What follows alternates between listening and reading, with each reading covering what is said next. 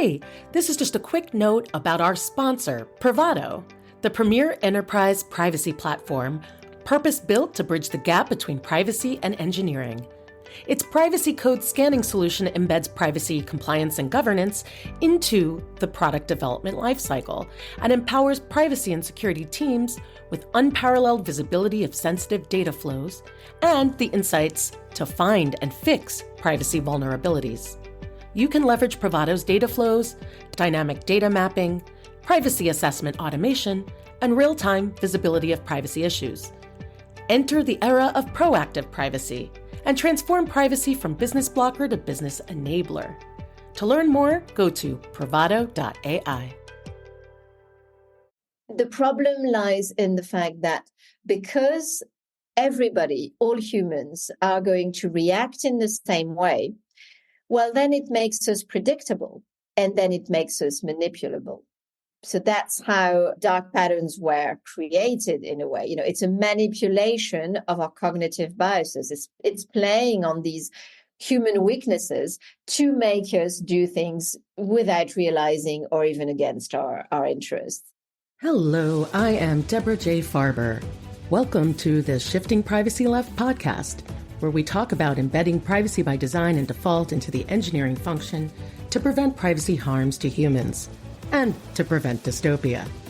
Each week, we'll bring you unique discussions with global privacy technologists and innovators working at the bleeding edge of privacy research and emerging technologies, standards, business models, and ecosystems. Welcome, everyone, to the Shifting Privacy Left podcast. I'm your host and resident privacy guru, Deborah J. Farber. Today, I'm delighted to welcome my next guest, Marie Potel-Seville, an esteemed lawyer and impact entrepreneur. After a decade of working in top-rated law firms, she moved in-house to become general counsel of the EMEA region for several global companies like Chanel. Marie is the founder of FairPatterns, a solution for detecting and remedying large-scale dark patterns. She's also founder and CEO of Amurabi, an award-winning innovation studio specializing in ethical, privacy-friendly, and age-appropriate design. And she's host of the Fighting Dark Patterns podcast. Marie lectures internationally on human-centered law and legal innovation through design and is a member of the European Data Protection Committee's expert support pool on dark patterns. So as you may surmise, today we're going to talk about dark patterns, how to make sure that you're only creating fair patterns and not dark patterns when you are building a new product or feature. Welcome, Marie. Thank you so much, Deborah. It's a pleasure to be here with you. Oh, I'm so excited. I think this is a really great topic that people might know about at a really high level, but haven't had the time to really uncover really all of the interesting literature and research around dark patterns and fair patterns. So I'm really excited to have this conversation with you today. Maybe just tell us a little bit about how you ended up transitioning from practicing law to focusing your career on legal design and fair patterns. Yeah, it's been an amazing journey, I have to say, and I enjoyed every single moment. I guess I'm at the time of my career where, everything I've done previously fully makes sense now. And it's like all of the various bits and pieces now fully click all together, and I'm able to bring my whole self to work, namely because I sort of invented my own job, which helps. But basically, to answer your question, I guess the beginning of my career was extremely traditional. I was in big law, the usual suspects like Freshfields, Allen and Overy in London, Paris, Brussels, etc. Then I moved in-house, as you mentioned, and I guess this was the beginning of the journey to the extent that it made me realize the huge gap between the legal advice that you provide as an external counsel and what it becomes on the field in real life. And the answer is not very reassuring. Basically the law within a company is absolutely not understood. It's even rejected as a pure, business constraint, something that's going to slow everybody down. And I really wanted to change that. It's really because I'm in love of the law that I wanted to give the law back. It's the place that it deserves in society, but in companies as well. And I wanted really to change those business constraints into empowering tools to provide efficient solutions, really. And so in practice, what I did was that in my own legal division, I was VP Legal EMEA at Estee Lauder at the time. I was covering 70 countries, 30 different brands with a very team of 4 lawyers, which was an interesting concept. And so I started experimenting, leveraging Stanford's legal design lab. At first, I think it was very clumsy on my side. I was just trying and testing and learning. But what was really interesting is that as clumsy as it was, it produced amazing results. So that my, fellow VPs, like the brand VPs and the marketing VPs, etc., would knock on my door saying, "Oh, look, I didn't know that law could be so engaging." And they were referring, for example, to competition law training, which is not naturally fascinating to marketing people, to say the least. And they were like, "Oh, this is really interesting. Can you train my team?" And so that encouraged me to actually, properly train in innovation by design. I did a master's degree for 18 months. And then I set up the company because I really wanted to share as widely as possible this new methodology, basically applying design to the legal arena to solve users' issues and basically bridge the gap between the law and their users. So tell us about your legal design firm, Amurabi, which focuses on innovation by design. What do you really mean by that? Well, I mean that the law is not doomed to be impossible to understand, totally inaccessible. All the walls of jargons that you hit online each time you click on terms of use or terms and conditions or privacy notices, etc. It's not doomed to be this way. There is actually a rock solid methodology that enables us to transform all of these walls of jargon into content and information that everybody loves to read, that everybody truly understands, and that empower users to really better understand their rights, but also make their own free and informed decisions. Amurabi is an agency. We're not advisors. We don't produce fancy slides to tell you what to do. But what we do produce deliverables, tangible projects, for example, privacy notices that everybody would love to read, compliance programs, litigation design. That's basically what we've been doing for the past 6 years. And that's actually what led us to create our R&D lab several years ago to specifically tackle dark patterns.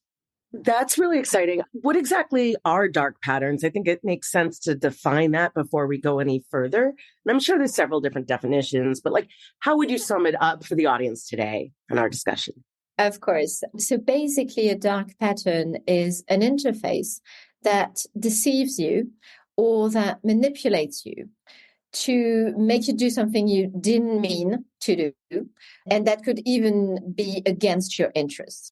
Does that make sense? It does. And so how are dark patterns different from deceptive patterns? I mean, we hear this, both language when it comes to, negative things about design, when it comes to privacy and data protection and other things. So let's distinguish that, dark patterns versus deceptive patterns. So basically, Harry Brignall coined the term dark patterns nearly 14 years ago to describe what I just explained, tricks that make you do things you didn't intend to do. That was 14 years ago. And along the way, Harry has really led the charge against deception and manipulation online in an absolutely brilliant way. And he's now authored a book, which I can't recommend enough, called Deceptive Design Patterns. And to answer your question, it's actually the same. Dark patterns and deceptive patterns, it's the same concept.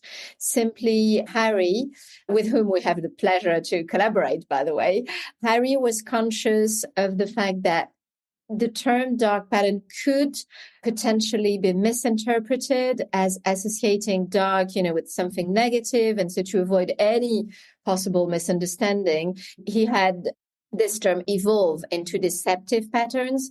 That's merely a precaution. And I fully subscribe to that precaution because obviously, the intention is not to offend anyone. On the contrary, it's really a human-centric approach that's all about protecting humans. That's for sure. And so he's had this term evolve, but quite frankly, it really doesn't matter how it's called. What matters is to be aware of the reality of the manipulation and the deception online and to change the situation. Stay with us. We'll be right back. Hello, loyal listeners. The Shifting Privacy Left podcast is seeking sponsors who want to help educate our growing community of privacy engineers. Position your brand in front of privacy engineers, architects, developers, researchers, and privacy tech buyers. Insert a 30 to 60 second ad like this one into every published episode of the podcast. This is dynamic content after all. Feature your new product, an upcoming conference, a sponsored special deal, endless opportunities. Email sponsorship@shiftingprivacyleft.com for more information on our sponsorship package. Okay, let's get back to our engaging privacy conversation.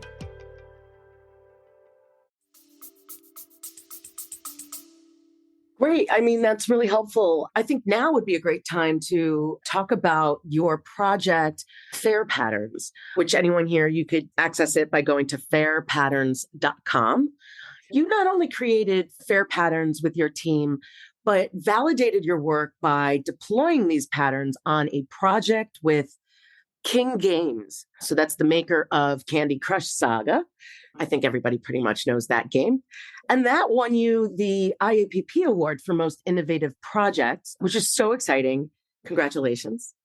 Thank you so much. Yeah, it was a real surprise for us, to be honest. That was back in 2022. And to be named Most Innovative Privacy Project for basically the rest of the world, apart from the US, was a huge surprise for us. But so exciting. Tell us, what is FairPatterns and what motivated you to found that project along with King Games? Sure. So FairPatterns is a solution that fights against dark patterns by automatically detecting them and by also transforming dark patterns into the countermeasure, which is FairPattern, which is basically interfaces that empower users to make their own free and informed choices. So that's the concept that we've created after several years of R&D. What motivated us to create this project, it's basically all of the dark patterns that we're seeing on a daily basis in our projects at Amurabi. Each time we would transform a privacy notice or terms and conditions or any online journey, really, we would see them, we would spot them, and we would get really irritated, even angry at times, like it's completely crazy. But you get some dark patterns that could, for example, say things like there are two buttons, one to accept the offer and the other to reject it. And the button to reject the offer sometimes says things like, oh no, I would rather bleed to death, to make you feel really, really bad and ashamed of clicking on it. That's how crazy it gets. And so because we got so shocked by the scale of dark patterns, that by the depth also of this phenomenon, it's all around the world. It's quite deep, not just on the interfaces. It's also in the code. It's also sadly in algorithms, and that's not, improving. And so back in 2021, we decided to create our R&D lab specifically to focus on dark patterns. 2 years after that, we managed to create the concept of FairPattern as a countermeasure. And maybe it's worth explaining this concept a little bit more. There has been a great amount of work done by academia over the past 14 years. So you've got an amazing amount and quality of research on what's the name of dark pattern, what's the right name for it, what's the right taxonomy. You've got like 16 different taxonomies. What are the harms caused by this problem, etc. So basically, you've got over 10 years of problem-focused research, which is great, which is amazing. But then very, very little research and proposals on, well, the solution. So there were, some proposals around bright patterns or light patterns. Basically, these initiatives were proposing to nudge users towards privacy-friendly or consumer-friendly interfaces. To be honest, we're not sure that nudge is the solution here. And the reason for that is that, well, people don't learn anything when they are being nudged, obviously. They just continue to blindly click. They're just directed to a supposedly ethical solution instead of the bad one. But that doesn't really solve the core issue, which is that people have given up properly reading online and thinking online to make their own free choices. So that's really what we wanted to change.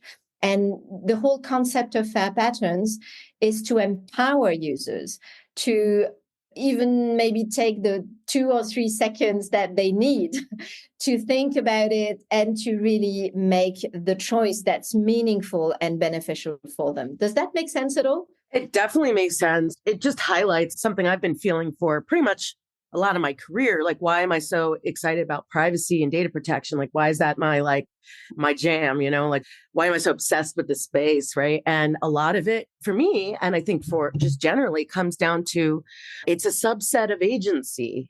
How much more freedom focused could this issue be, right? Of agency, of your ability to make choices about your life and what you're doing and what's collected about you. And so I think sometimes we forget that that's what privacy is, a subset of agency. And if we're taking away people's ability to make meaningful choices, we're really taking away their agency. And that's should be seen as a real negative, harmful thing at scale, right? Absolutely. Absolutely. This is so important. And thanks for putting this context back. This is so central. And I know that you were at the IEPP Global Privacy Summit because we saw each other. Yeah, that's where we met. That's where we met at the last IEPP that's how we met, right? I'm sure you remember one of the speakers for the closing session explaining that the new frontier is not so much data governance or AI governance, it's decision-making governance. How do we make sure that humans are still able to make their own decisions in a meaningful and ethical way? I think that's really the new frontier. Yeah. And I think that if that's not done in a good way, I mean, it's pretty easy to see that will put constraints on society's decision-making as a whole.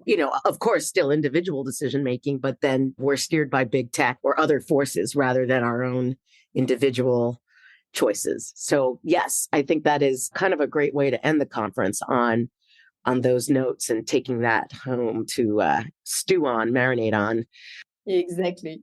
We're talking some meta concepts here, but why should business executives generally care about preventing dark patterns from being coded into their websites and apps and interfaces? Yeah, you're right to bring the question back to reality, back to the field, back to what really matters, And there are many, many reasons for executives to be concerned. I will focus just on the business reasons, to be honest, because obviously there are plenty of ethical ones. But just on the business side, what's really interesting is that we've seen that deception and manipulation online, so all these dark patterns, are starting to stop being profitable. I think that they used to be profitable a couple of years ago, but as customers become more savvy, but also more demanding, they're really willing to have that super, profound trust relationship with the brands they buy from. We're seeing that dark patterns simply do not work anymore, or not as well as before, sheerly in terms of profitability. And that's really interesting because, of course, with a dark pattern, let's say for a renewal of subscription, you will likely get a very short-term boost in your turnover. But as soon as users will realize that they have been tricked, they will be furious, and rightly so. And then they won't, they won't want to hear about you ever again or your brand. I guess that's the key point for businesses to care about it. The second business reason is simply the bad user experience. It's terrible. We've all experienced it, right? I mean, you get annoyed. You see them, the 45 people looking at the same room as you. We've all been through these interfaces where we are tricked into paying for a seat on the plane when we all know it should be free. I mean, it gets really on our nerves. And the European Commission actually produced a very interesting study back in 2022 where they showed scientific evidence that dark patterns actually increase your heart rate and increase anxiety. I mean, as if this world didn't generate enough anxiety by itself. Wow. The second business reason is really this bad user experience. People, they're fed up with it. And then, of course, we could talk for hours about all the other reasons, the individual harms and the structural harms caused by dark patterns. Yeah, and I think we might even get to some of those questions. But for now, I want to understand, I hear from you and some of your work, like on your website, that dark patterns harm individuals and exploit our cognitive biases. So you kind of went through some of the harms, but if you could describe how it's exploiting our cognitive biases, like what does that mean, or give us some examples there?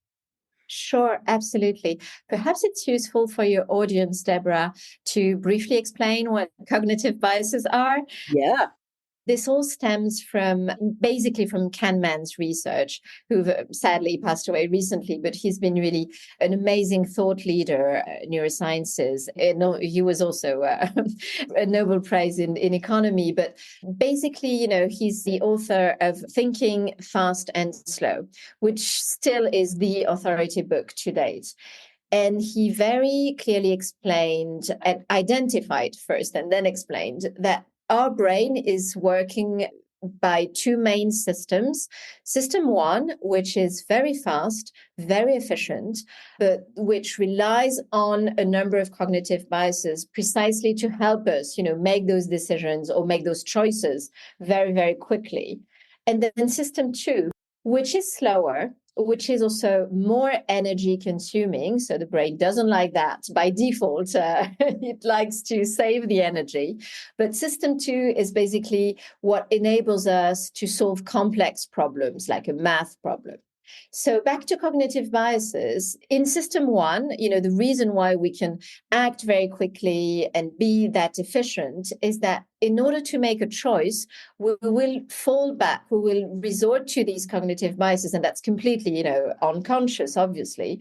We won't realize that. But it means that all humans are going to react in the same way when they're faced with a given situation, a given type of information. So overall, there are 180 cognitive biases. And for example, when we are faced with information overload, then the typical response is we don't read.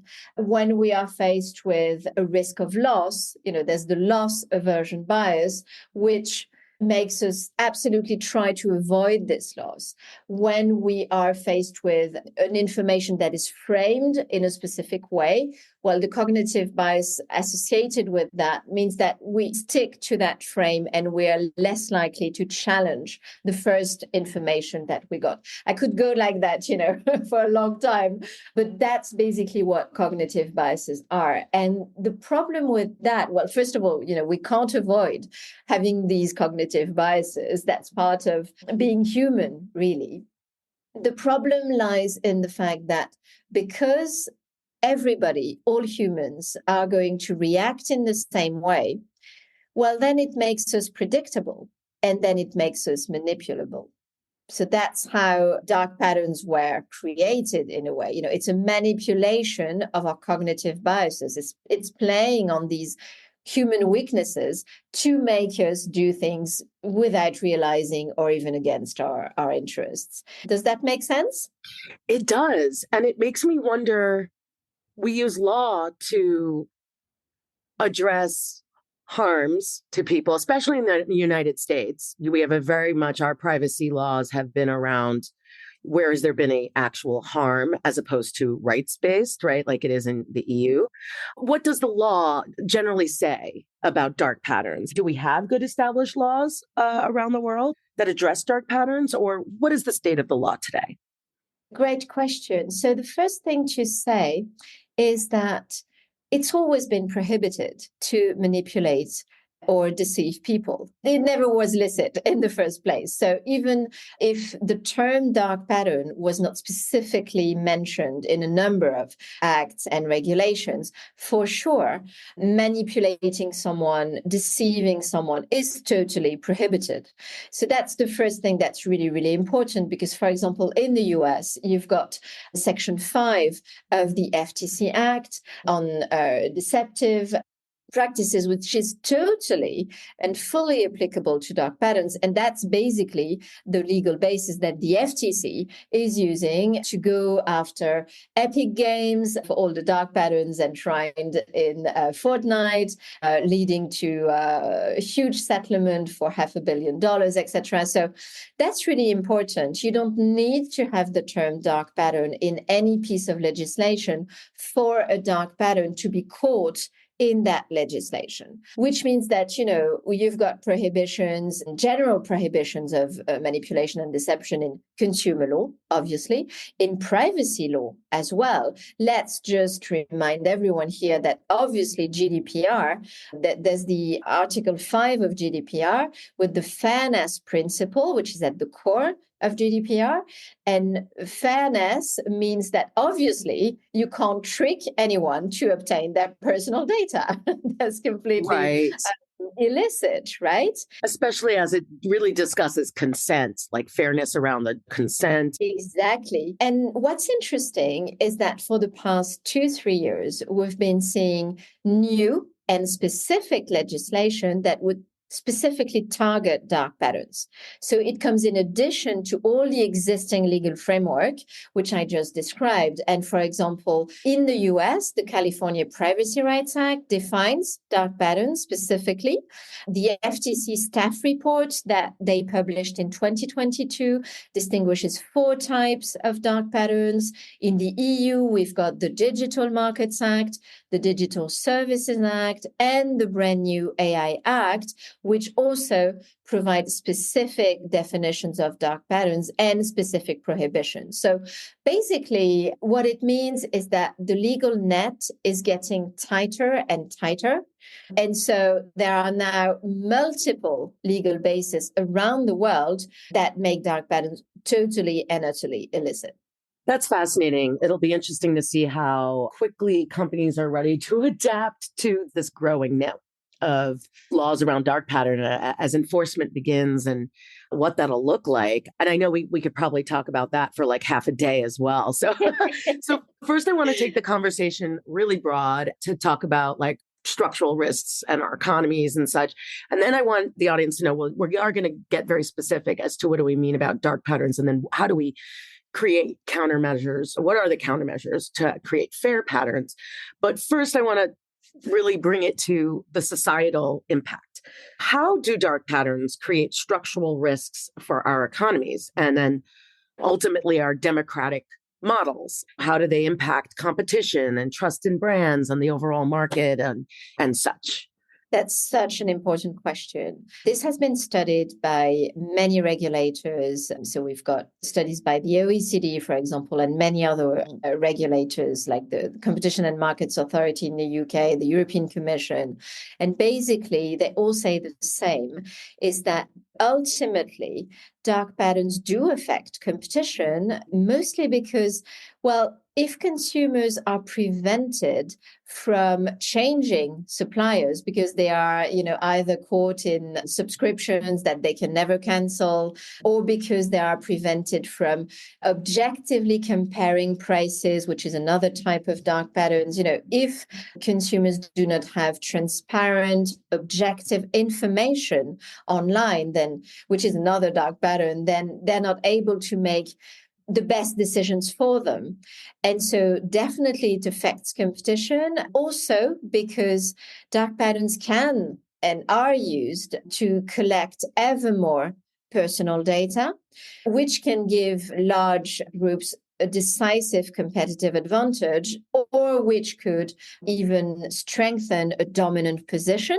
I'm sure you're seeing which type of players I'm referring to. Yeah.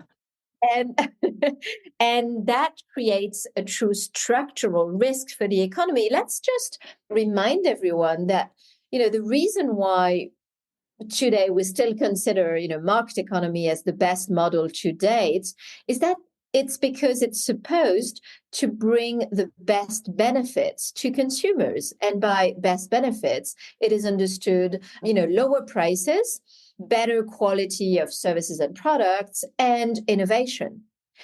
But what the OECD very clearly explained in its report in 2022 is that if companies end up competing by the quality, so to speak, of their dark patterns instead of focusing on innovation, low prices, etc., then it's a losing game for consumers. They're being tricked, they don't get the lower prices, they don't get the better products, and it's just a losing game. And then, of course, there's the trust issue. If consumers lose trust in brands because they've been tricked, because they've been manipulated, ultimately they also lose trust in the economy at large. So that could also endanger the whole system. And back to your point about the democratic model, ultimately it could also, affect their trust in the overall democratic system. And it's even beyond that. Our main concern, I guess, at FairPatterns is that, once we're all trained to accept, once we're all used to click, I agree, even though we haven't read one single line, then what's the next thing that we accept blindly without having read? From a democratic standpoint, it's an interesting question, particularly in 2024, which is a huge electoral year around the world. I think it was the Financial Times that published an article on the fact that no less than 2 billion citizens are going to vote this year. And of course, you've got a big election coming up in the US, needless to say. Definitely. I think that all rings true to, probably all of our experiences. So thank you for framing the societal importance or impact, I should say, of these dark patterns. Let's get to solutions. What are the benefits of using FairPatterns, and what are FairPatterns? Yeah, so FairPatterns are interfaces that empower users to make their own free and informed choices. It means that instead of being tricked, instead of being left in the dark with a wall of jargon, etc., you are given the right information at the right time of your journey to understand the consequences of your choices, and you are able to make the choice that's beneficial for you, that also matches your preferences. So that's basically what a fair pattern is. And maybe it's interesting to get a bit more into concrete examples if that's helpful.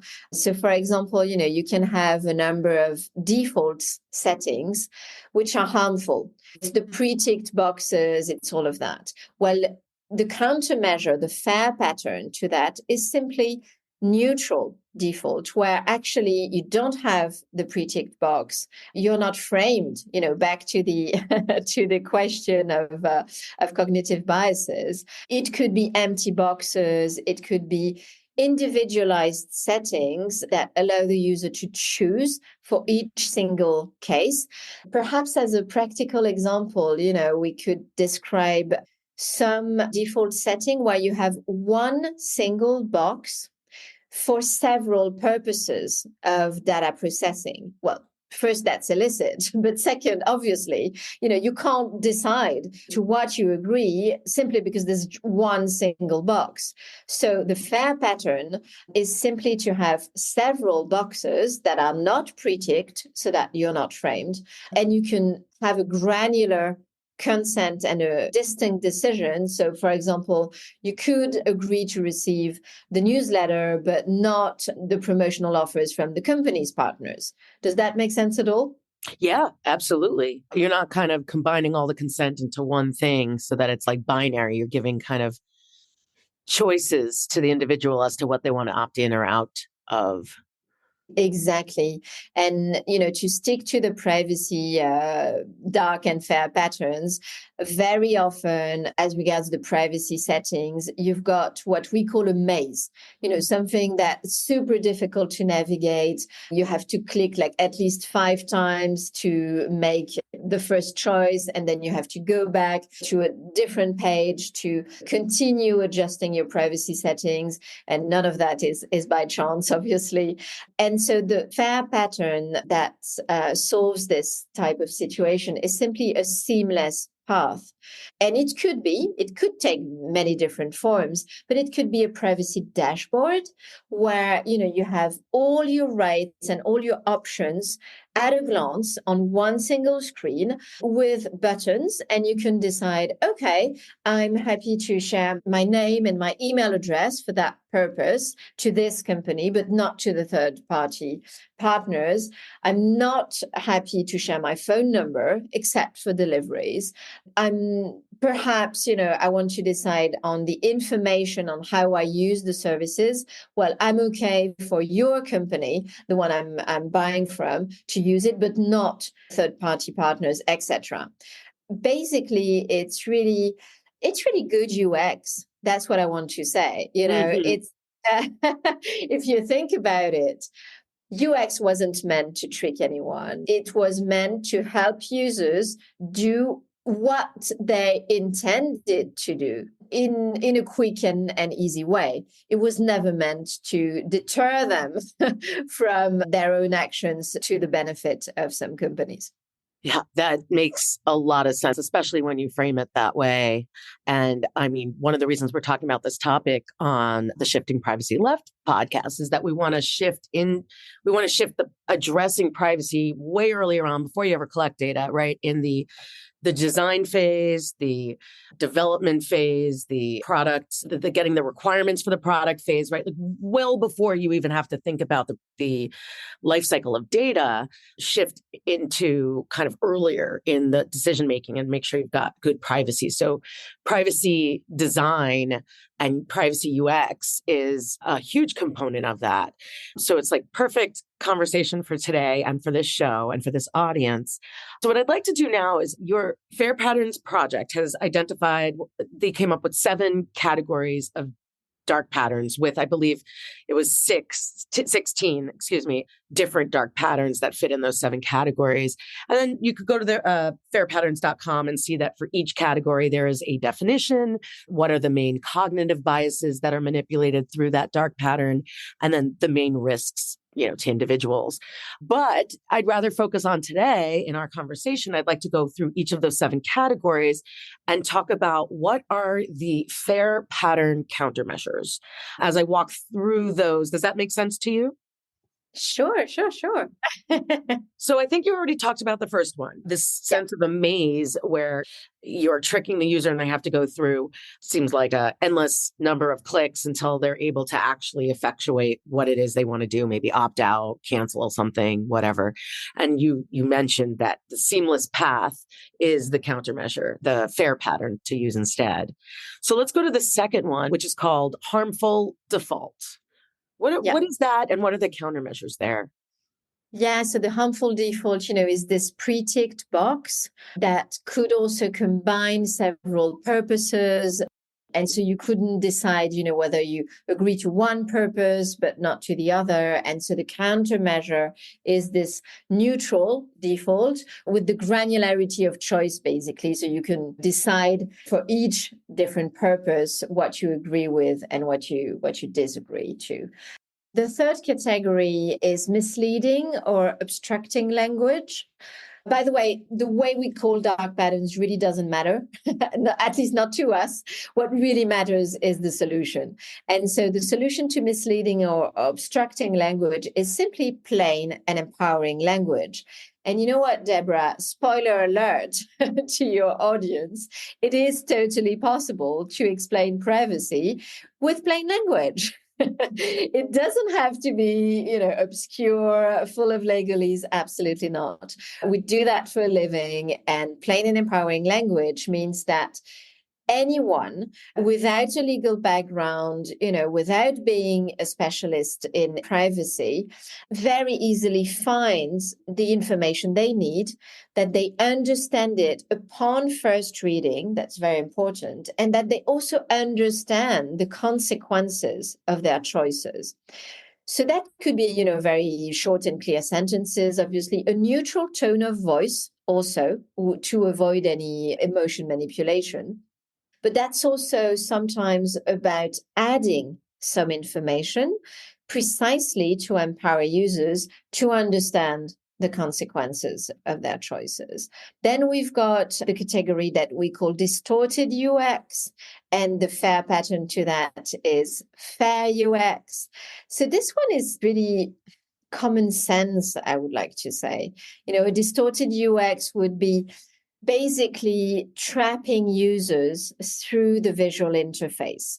So, for example, you would have an interface with your birth date, and then a big fat button, share it with everyone. And obviously you are prompted, if not manipulated, to share this personal information, when a fair UX will be a visual interface, that really respects your intention. And so you would have 3 equivalent buttons, for example, to decide with which companies or people you want to share your birth date. So it could be the company's services, it could be your friends, it could be everyone, but you really have a choice, and you've got 3 equivalent buttons with the same salience, the same color, and there's no visual interference that directs your choices. Does that make sense at all? It does. Thank you. I think what's important to mention is that we've developed not just the concept, but also a library of fair patterns that we're continuously improving and expanding. And so that's what's great about a pattern, is that it's a system that will consistently solve the problem. And just so you know, we've been testing the fair patterns with users, also with a range of experts, independent experts, to continuously improve them. And so we hope in the future to develop even further our library of fair patterns. Yeah. In fact, it's not just like legal experts, right? You have really interesting, you have neuroscientists. Say the types of experts you're working with on this.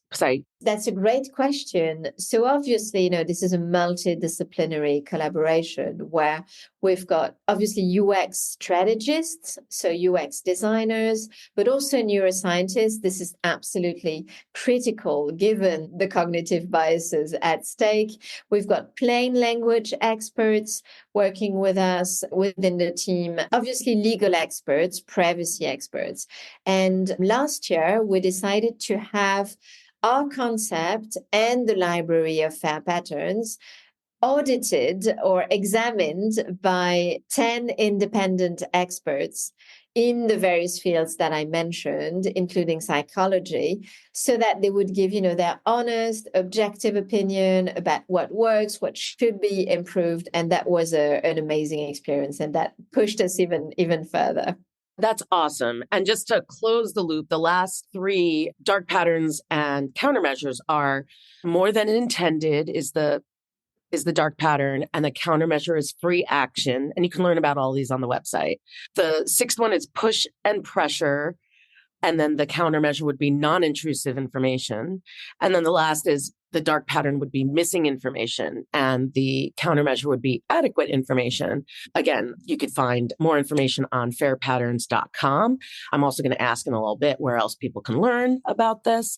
But for now, given that we've got a privacy engineers as an audience base for this show, what advice do you have specifically for designers and developers to ensure that they are designing fair patterns as they're building products and features?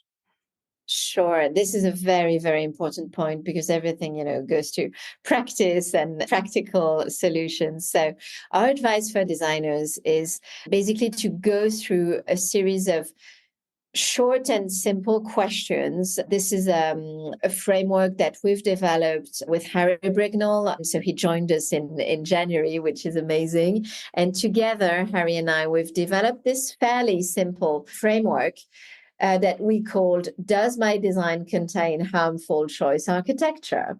And this was based on the 7 stages of action model by Don Norman, obviously, who needs no introduction to designers. And so we took those 7 stages and applied them to harmful choice architecture.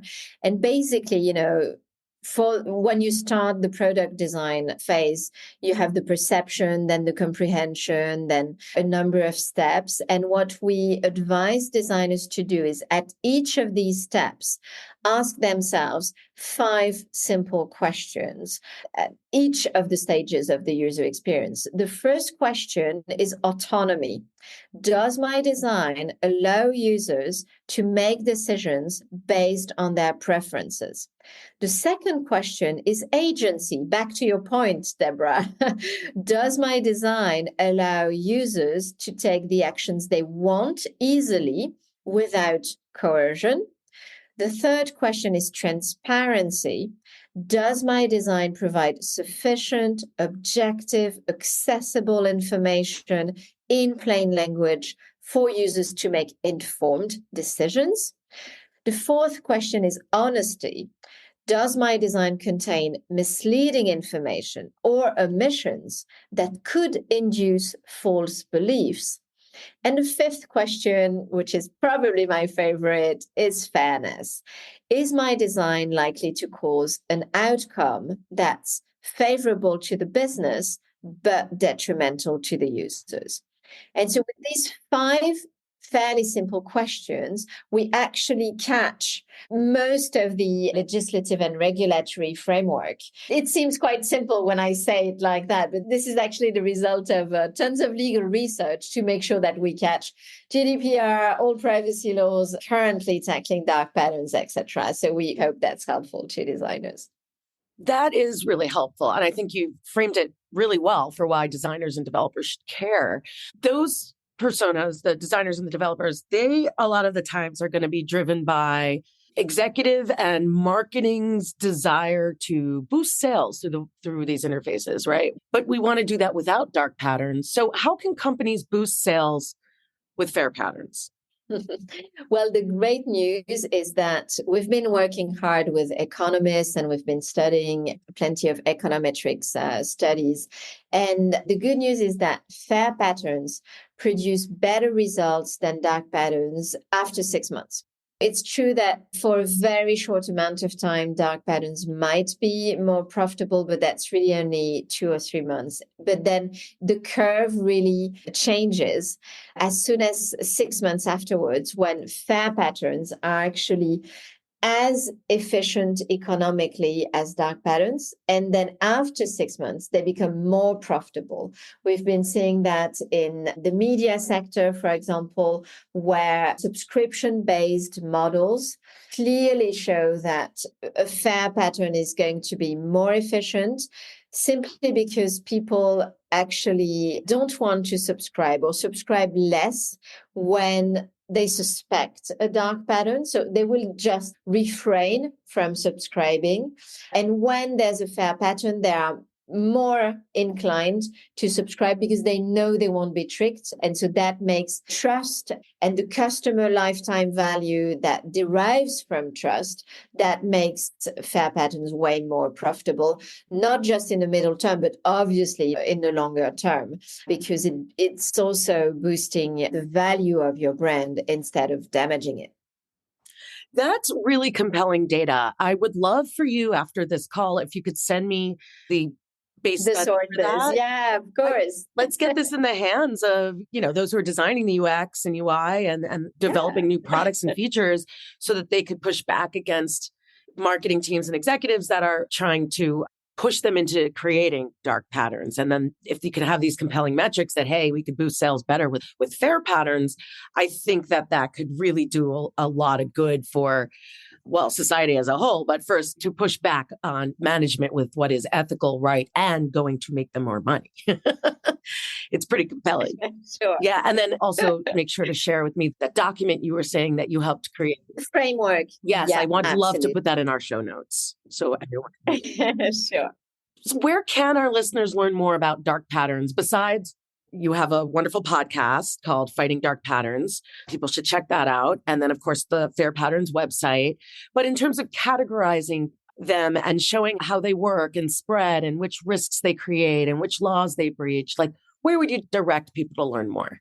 So without hesitation, the go-to source is Harry Brignall's website, Deceptive Design Patterns. It's a gold mine of information. Again, he was the one inventing the term. He's been really leading the research since then. And his website is a gold mine of information, as well as his book. Let's remind that he authored a book last summer. It's super easy to read. It's really not just for designers, it's for everyone. And I cannot recommend it enough. In terms of online information, there's also the dark patterns tip line if you want to report a dark pattern. So there's a hall of shame on Harry's website. There's also a tip line specifically in the US where you can report dark patterns. And then, of course, you can and you should just tag the companies. If you see an interface that very much looks like a dark pattern, just tag them on social networks with the hashtag dark patterns. Ask the company, make them accountable for what they produce. And this really has an effect, by the way. We know for a fact that regulators are really tracking those comments on social media with the hashtag dark patterns. It could also prompt regulators to, engage, to launch a legal action or to ask questions, to launch an investigation. So it's really worth, spending those few minutes to post on socials if you see one. Oh, that's great. It feels empowering in a world where you feel like you can't control everything. Like you can actually take some action that might affect some change in that way. So that's awesome. Absolutely. What is the best way for people to reach out to you to learn more about Amurabi's legal design services or fairpatterns.com? There's our Amurabi.eu website, there's FairPatterns.com, and I'm always happy to share thoughts on LinkedIn. I'm very easy to find on LinkedIn. Just tag me or reach out to me, and I'm always happy to have a chat. Excellent. And lastly, I usually ask this for most of my guests. Do you have any words of wisdom to leave our audience of privacy engineers with today? Or last words of wisdom? You've given us plenty of words of wisdom. I guess what I really want your audience to take away is this decision-making governance.